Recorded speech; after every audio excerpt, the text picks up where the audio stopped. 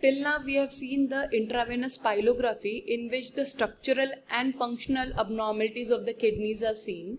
Now we are going to study about the retrograde pyloureterography, which is also called as the ascending pyloureterography, also called as the instrumental pyelography.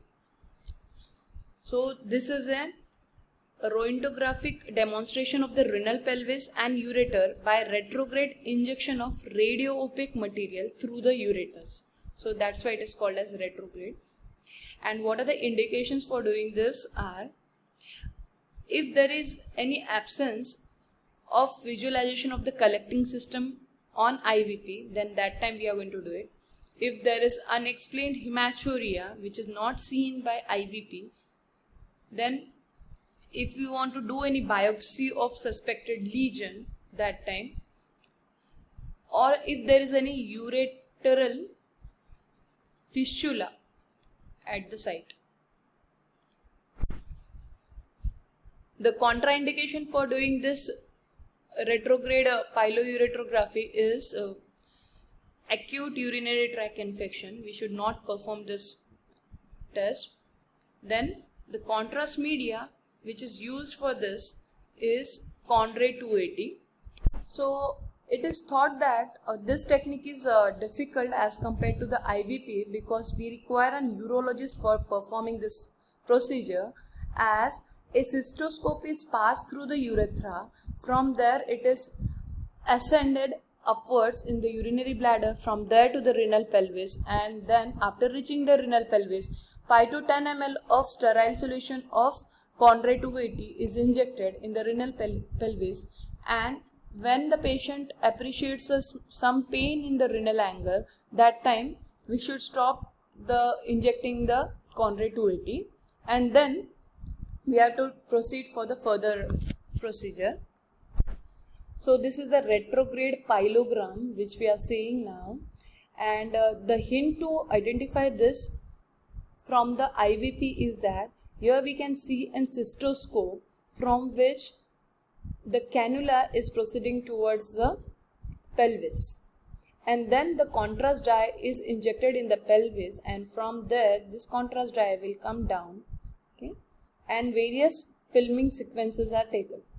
So this is a scout radiograph in which only the catheter is seen, ureteral catheter are seen. And one more differentiating point is that not only the cystoscope you have to search for, you are also going to search for only one side catheter is seen. Usually in this diagram it is the bilateral procedure done together only, but usually it is the unilateral side of the kidney ureter is seen. So this is one of the image of retrograde pyloureterogram, in which only single pelvis as well as the ureter is seen, as well as here down we can see then catheter, okay, catheter with the cannula we can see here. So this is one of the hint to identify the retrograde from the intravenous pyelography. And after few minutes we can also look for the dye in the urinary bladder, and here you can see in this radiograph there is a filling defect at this side. Now we will study about the examination of the abdomen. We have seen that conventionally the abdomen is divided into these 9 regions by 4 lines. 2 are vertical lines and 2 are horizontal lines. The 2 vertical line, it passes from mid-clavicular region to the mid-inguinal region. So, and the 2 horizontal line, the upper one, it passes through the subcostal margin, that is a subcostal line, and the lower one, lower horizontal, is the transtubercular, because it passes through the iliac tubercle. So that's why called as transtubercular plane. Thus the abdomen is having this 9 quadrants, that is 2 hypochondrial regions, right as well as the left. This is the epigastric, this is the umbilical region, the right lumbar, left lumbar, suprapubic, and these 2 are the iliac, right iliac, and this one is the left iliac. As well as we can also divide this abdomen region by one vertical line passing through the umbilicus and one horizontal line passing through this umbilicus into 4 quadrants. This is the right upper quadrant, this is the right lower quadrant, this is the left upper quadrant and left lower quadrant. And these quadrants help us to tell about the surface anatomy of the liver, stomach, cecum, appendix or colon and various organs which are present in the abdomen. As we have seen in the previous class that there are 5 F which lead to distension of the abdominal wall, that is the flatus, feces, fluid, fat and fetus. So these are the 5 things which causes the distension of the abdomen. While palpating the abdomen, always start the palpation away from the site of the pain. Palpate systematically all abdominal region. Always observe the patient's face for the signs of discomfort.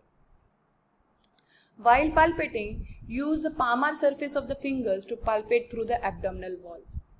And tell the patient to do the flexion at the knee joint as well as the hip joint to relax this anterior abdominal wall muscles. For deep palpation, one should always remember we have to use either 1 or 2 hands and we should not push down our fingertips. This is done for the deep swellings or the abnormalities. Deep palpation must be done with the palmar aspect of the fingers. Now, you should use the edge of the index finger to detect the organ edges. The organs which can be palpated are the liver, gallbladder, spleen, kidneys, aorta. Always use the radial margin of the index finger. To move from the furthest direction, enlargement can occur towards the position of organ normally lies in the enlargement. While palpation of these 3 important organs, that is the liver, spleen and the kidneys, one should always remember that the liver extends or enlarges in the right iliac fossa direction and it is palpated while doing the inspiration. The spleen also descends inferior medially in the right iliac fossa and the kidneys descend on inspiration. Usually the liver is not palpable because it is predominantly under the cover of the ribs on the right side. Usually it doesn't crosses it. The lowermost edge of the liver lies approximately parallel with the costal margin. But the liver moves inferiorly on inspiration. And if there is any enlargement of the liver, also occurs in an inferior direction only. So, in view of direction of enlargement, palpation of the liver should commence well away from the costal margin in the right iliac fossa. We have to start from the right iliac fossa. Then the thumb is extended to expose the lateral margin of the index finger. With this lateral margin, we are going to go ahead. So, here you can see in this direction we are going to go ahead and we have to reach to the lower border of the liver. Here also you can see in this direction we are going to extend. And in this direction, if there is an enlargement, we can feel the radial border of the index finger which can identify the enlargement of the liver. Now the spleen also lies entirely under the cover of the rib on the left side. As it was the liver on the right side, spleen is also under cover of the ribs on the left side. Normally, it is not palpable. It has to be double of its size to become palpable. And the long axis of the spleen lie along the line of the 10th rib. See, this is the direction of the spleen when it is going to enlarge. It is going to enlarge in the direction of right iliac fossa. So, when we tell the patient to do the deep inspiration, the normal spleen cannot be felt on palpation. And see, if there is an enlargement, it is moving towards the enlargement is towards the umbilicus, and if it is more than that, then it will cross the midline and reach till the right iliac fossa. So that's why always try to palpate the spleen from the right iliac fossa and then move ahead in this direction.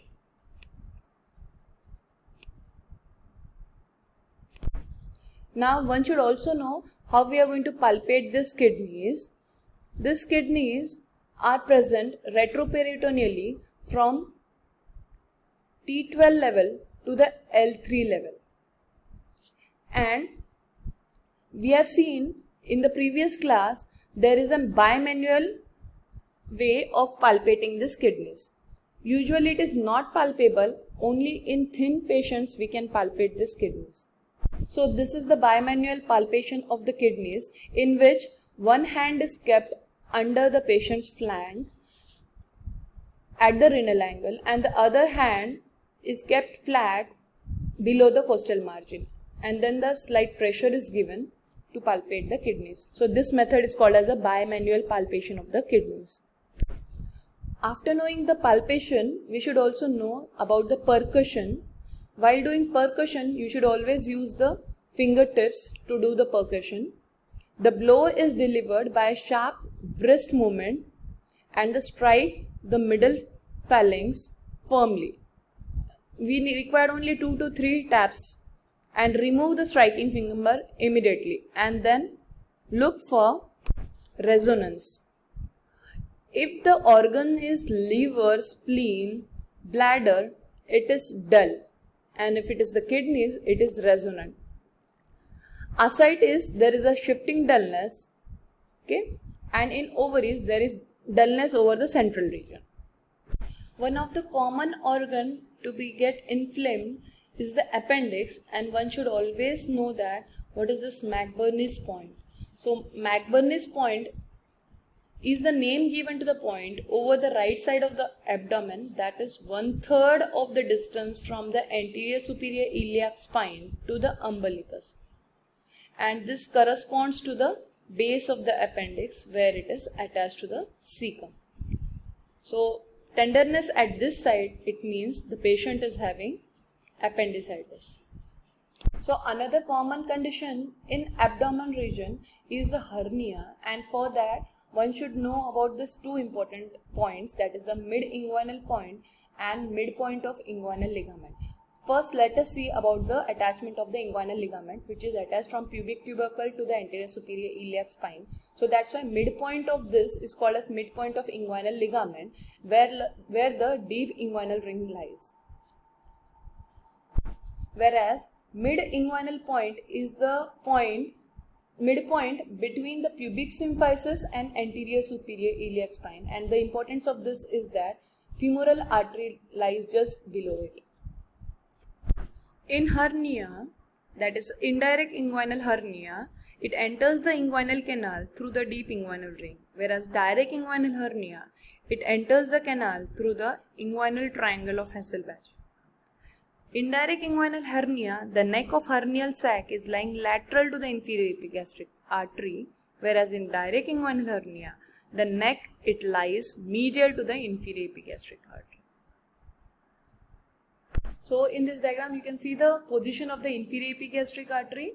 The direct inguinal hernia comes out from this side, and the indirect, it will come out lateral to the inferior epigastric artery. Hope you understood this topic.